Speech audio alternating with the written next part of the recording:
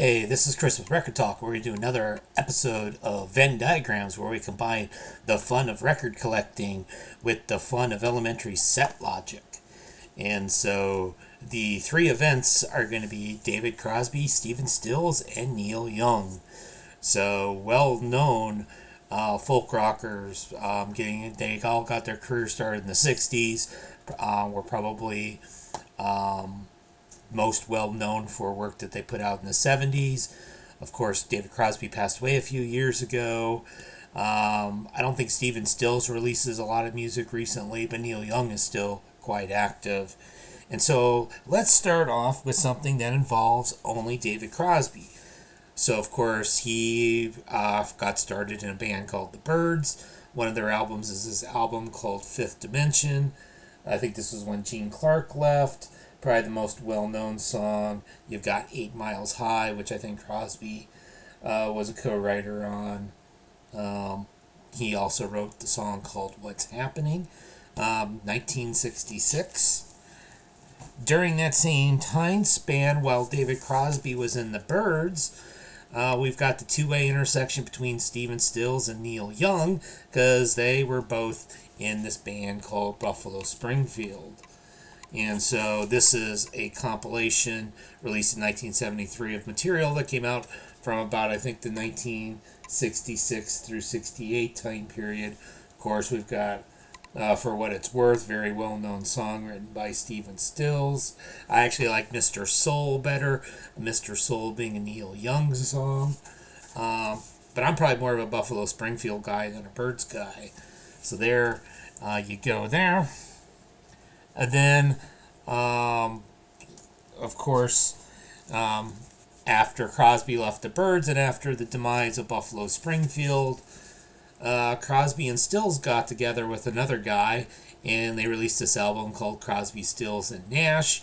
I'm going to refer to this as the Couch Album.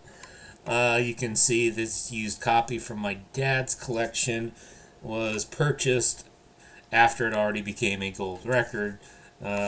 You got Sweet Judy Blue Eyes by Stills, Marrakesh Express by the other guy.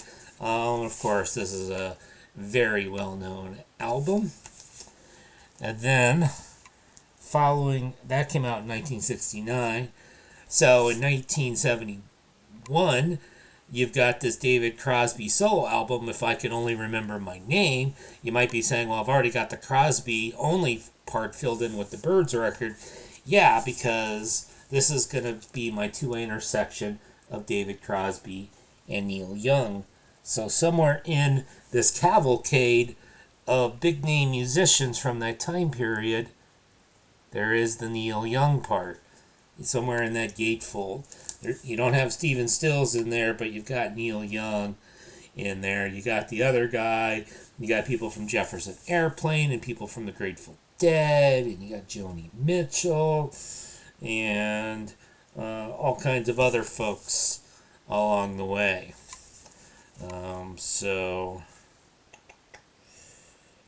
Music is Love, opening song, one of the ones co-written by David Crosby. Of course, Stephen Stills had to have his own album, 1972, this group Manassas.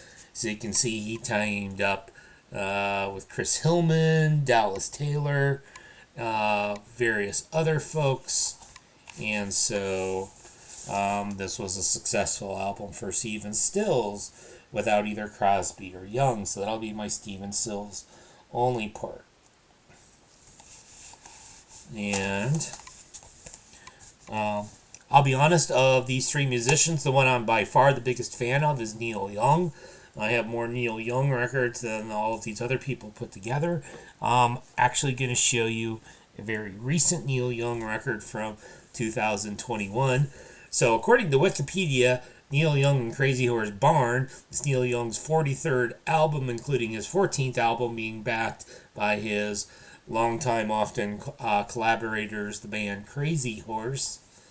So I'm not claiming this is the best Neil Young record ever out there, but Neil Young had an interesting 1980s with the Trans, and then kind of being the godfather of grunge in the 90s, and continuing on releasing albums on the regular in the 21st century. And then, of course, you're saying, okay, well, you haven't filled in the three-way intersection yet. So, yeah, okay, I'm going to use the obvious album to fill in the three-way intersection. Crosby, Stills, Young, and then that other guy, Graham Nash, was also there. Dallas Taylor and Greg Reeves. Deja Vu. And so everyone my age or older knows this record, of course. And so you've got Our House is a very, very, very fine house. Deja Vu, written by Crosby.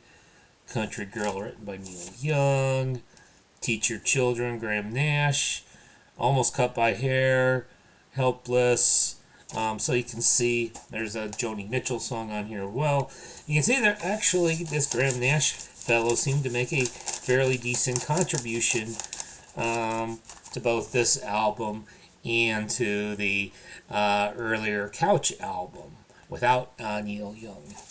And so I should probably talk a little bit about Graham Nash as well. I don't want to go all the way into trying to do four-way intersections. Some of them might end up being empty sets. So I've got some random stuff in my collection that Graham Nash has been part of.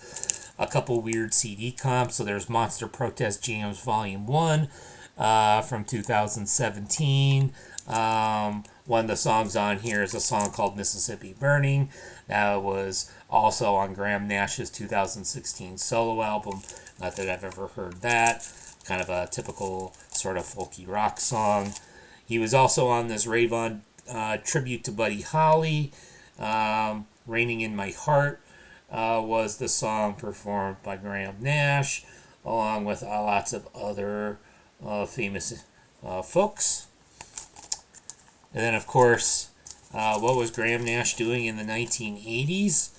Well, in 1986, he made an album and had a single called Innocent Eyes, where he tried to be like a new wave synth pop sort of guy.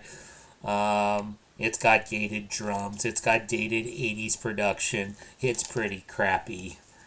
But of course, what's a lot better than that would be when Graham Nash was still in the Hollies, with songs by Carrie Ann, written by him and Tony Hicks and Alan Clark. I was blanking on Tony Hicks's name for a second.